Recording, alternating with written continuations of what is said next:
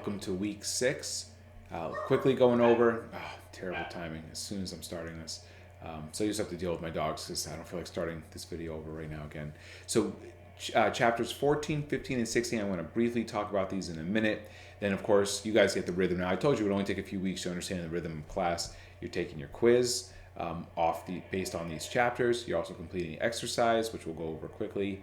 You're finishing your hard news story. And then you continue. Man, it's like, hold on. I'm doing this at bed. This is my son and his monitor.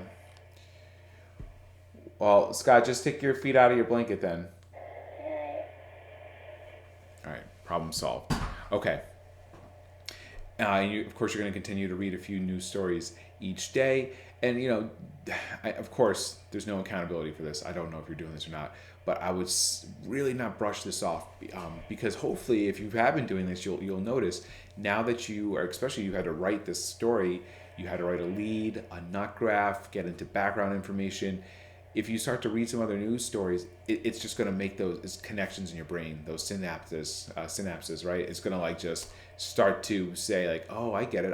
I did something like that, and I see how this reporter did it in this story, and then it will start to make you think maybe I would have done it this way, or why did they do it this way? Couldn't they have done it this way? Or oh wow, that's really clever. That's how they would start their lead. It just helps bring the whole thing together. So start reading a few of these and start, now that you are practicing journalism, you are a journalist. You did your first journalistic story, or you're finishing it this week, right? So you are officially journalist.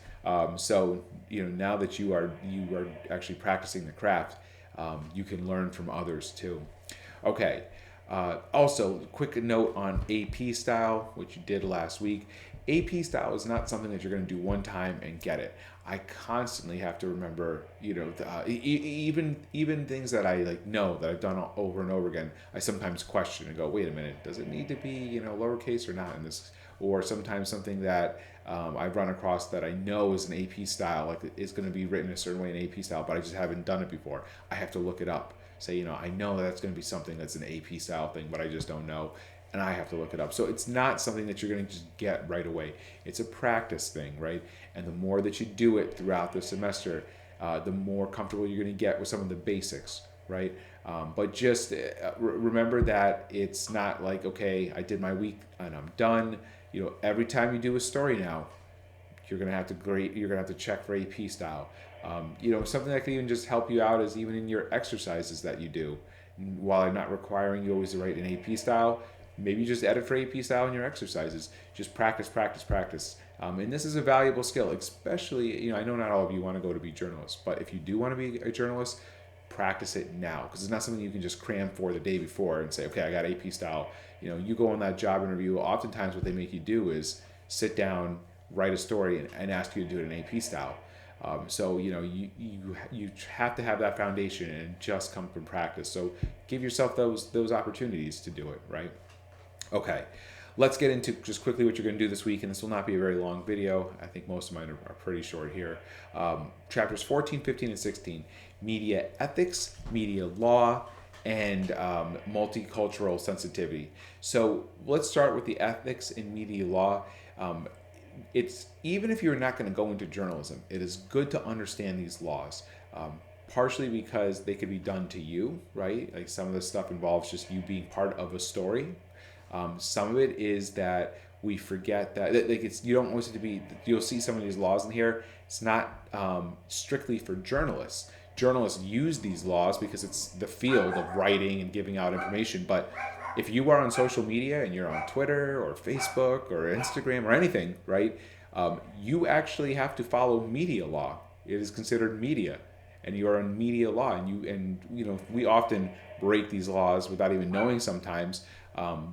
But it could come back to get you, right? And so you should be aware of the law. It's very helpful. So if you're going to be a journalist, or you're thinking about going into a field of communication, public relations, advertising, journalism, yes, you need to know these. But even if you aren't, and this is just something you're taking this class just to broaden your knowledge, this is a very helpful week to you. These are very helpful chapters to you, because you are all sharing information at some point if you're on social media. And the law doesn't distinguish always journalist or not. It's somebody who's on, writing something or saying something. and you'll see a little bit of that in this book. And ethics, the same thing. The ethics is a little bit more like journalistic ethics. And again, the difference between ethics and law, I think this is a great. I heard this actually from a student recently. I thought it was a great way to make us think about it.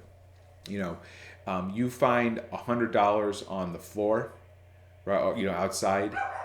Do you give it? And it's like right outside a store. Do you bring it into the store or not? And say somebody lost this $100, or do you keep it?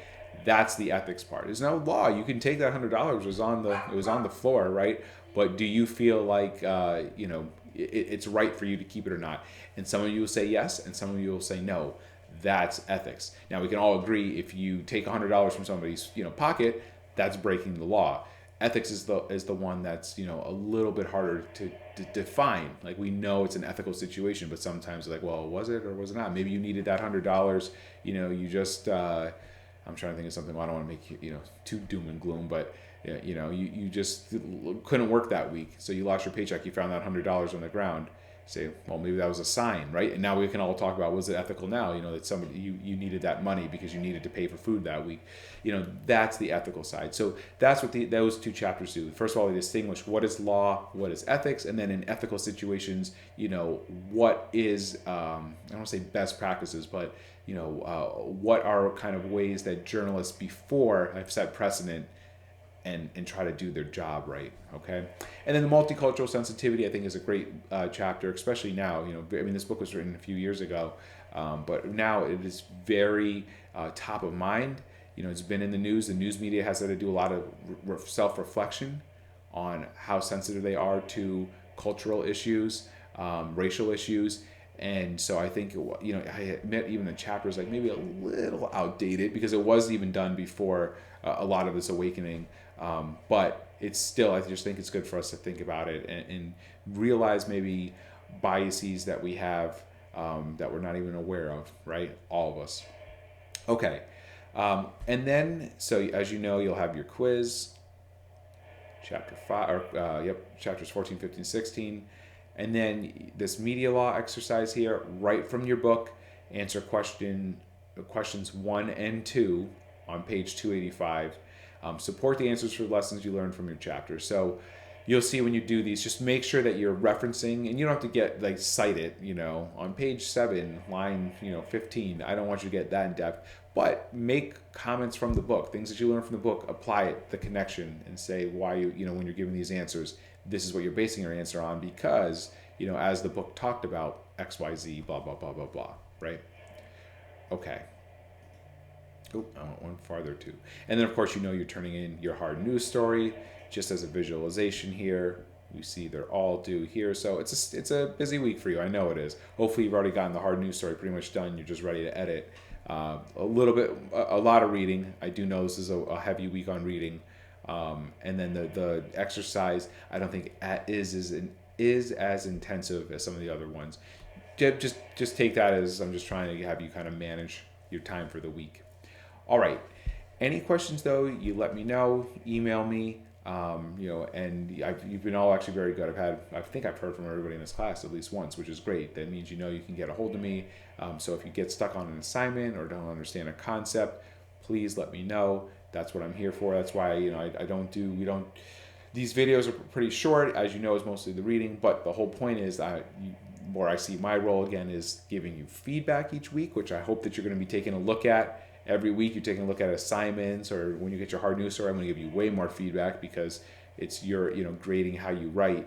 Critiquing how you write. So, take a look at the feedback. So I see that as more my role, setting the stage for you here. So you doing the self-learning, but then me doing the feedback and guiding and fine-tuning each one of you individually. And that's also my role is for me to help you. So when you get stuck somewhere, let me know, because otherwise I'm just assuming everything is just humming along. So if you get stuck, let me know, and I can help you out, one-on-one. All right, really looking forward to reading those hard news stories, and I will see you all next week.